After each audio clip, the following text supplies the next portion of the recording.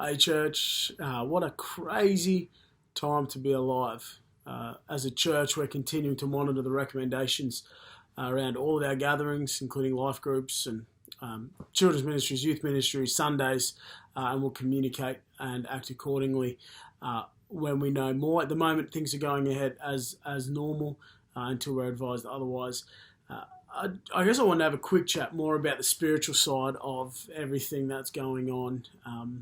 10 days ago, and I wouldn't normally share this in this way, but 10 days ago I actually started a 40-day fast just around a few key areas in the life of our church, just wanting to see breakthrough and just praying through some of those things. But since then, this whole COVID-19, coronavirus, whatever you want to call it, the plague, has completely blown up. And obviously, as I'm sure for all of us, has become a significant part of my prayer life and intercession. And I guess as I've been processing this week, I've had some conversations, some people sent me some emails, there's been questions. What I actually wanted to do was invite you guys into that fast. And I wanted to call us as a church, as a community of faith, to 30 days of fasting. Our nation, our world faces a crisis that is seemingly unprecedented, definitely not in any of our lifetimes.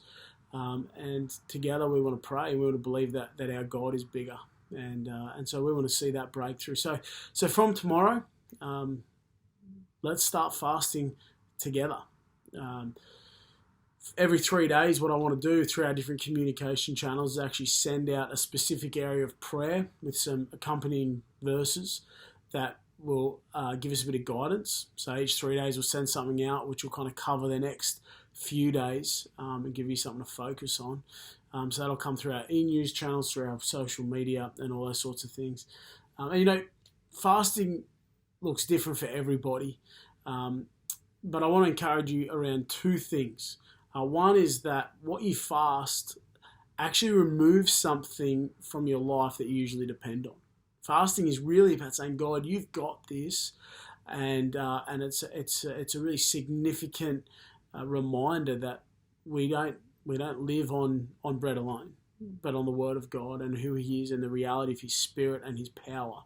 And so, if you're fasting something that doesn't remove something from our life that we normally depend on, then it's probably a little bit token. The second thing is that the thing that we remove creates an absence, creates a space that allows us to pray more.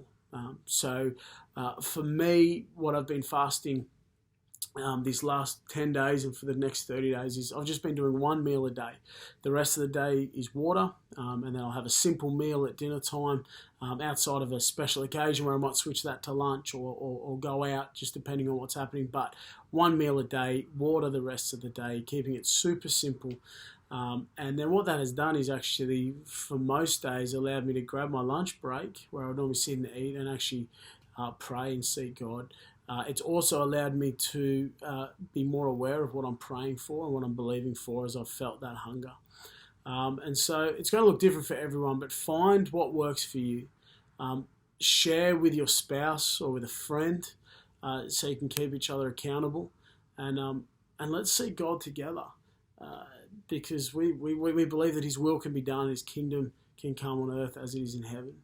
I'd love to hear your stories of what God is doing in this space as we really set this time aside.